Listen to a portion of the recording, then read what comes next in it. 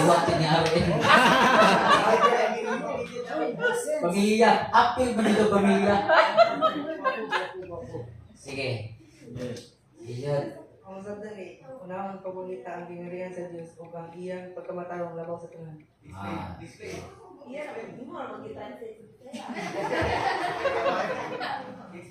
Ngano bang unahon ng pagpangita ang Ginoo?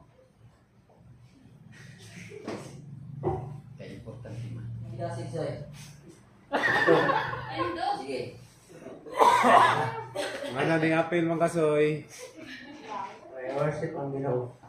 I-worship ang Ginoo. Sunod. Tuyok. May tuyok niyo ron. Si Ikwan. Ini. Ikaw. Libre. Welcome na ka dali. Mag-undram na to ha sa batanon. Kayo worship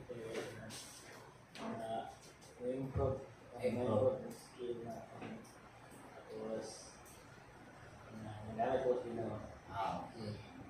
Sa wala ko sa worship team kay tungkol sa may ako yung talent and gusto na ko na pumutukay ko sa tunga mawala akong pagkakuliba para wala naman ang powerful ba pero need more pag-it pero naman ako sa worship team para magkuhan sa Ginoo mag-worship and magamit akong talent para sa Ginoo o para sa mga tao na nagalagan sa Ginoo. Amen.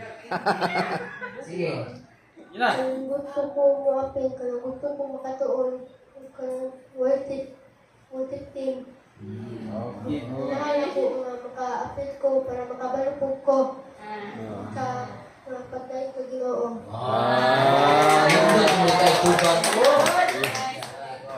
Ako, ni-appeal ko sa worship team, sa music team kay pinakauna, gasa kayo giyatag sa Ginoo na libre na sa ato ang kuan resources na may magatudlo, especially sa amo na ang among daddy kuan Jude, music director na Jude, gihatag niya, Si Jude, gihatag na sa among tanan tabakon ba sa Jude, alam, techniques.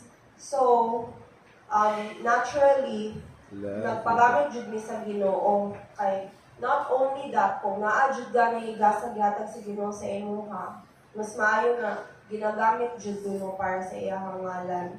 Secondly pod, music is a way of knowing God, having a relationship with God. So maupod na ang akong gusto kay especially sa gingon sa akong dad na batanon patatanan, so medyo hina pa ang atong knowledge.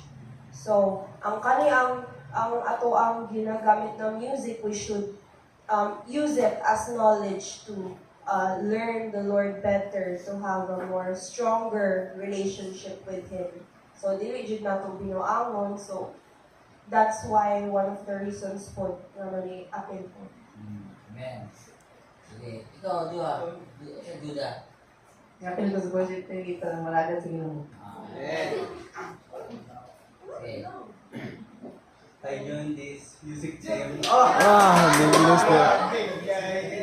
English pata gana. Because I provide a God and He gave me a lot of gift and talented and my dads are He gave me that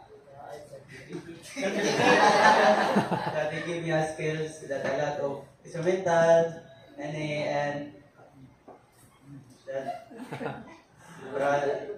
saya na ako kay Marlon. Para Ginoo para mag-atag sa kasa sa ako o ang tanang taon na ilagad ng Ginoo para mo kantin sila. Salamat sa Ginoo na ako. Amen.